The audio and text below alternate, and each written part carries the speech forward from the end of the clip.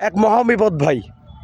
মনে করেন ফেসবুকে এমন একটা পরিস্থিতি হয়ে দাঁড়াইছে, সকালবেলা একটা পোস্ট করছি, সে পোস্টটায় বিষয়বস্তু কী, ক্যাপশন কী সেটা না দেখে সবাই কমেন্ট করতেছে গুড মর্নিং, শুভ সকাল। দুপুরে একটা পোস্ট করছি, কী জিনিস সেটা দেখবে না, কমেন্ট কী হবে জানেন, গুড আফটারনুন। পাশাপাশি বিকেলে কিছু পোস্ট করছি, গুড ইভিনিং। রাতে একটা পোস্ট করছি, সেখানে বলবে গুড নাইট। মানে এত গুণীমানী ব্যক্তি তারা ফেসবুকে কাজ করতে আসছে, কিন্তু ফেসবুক যে বলছে পোস্টের সাথে মিল রেখে গঠনমূলক কমেন্ট করতে, তারা এসব করবে না। তারা পোস্ট কী হয়েছে সেটা না দেখা good morning, good afternoon, good evening, good নাইটটা বলে দিবে। ভাই ফেসবুক কি এত সস্তা? আপনি কি করতেছেন? ফেসবুক কি দেখে না? টাকা ইনকাম করা এত সহজ ব্যাপার?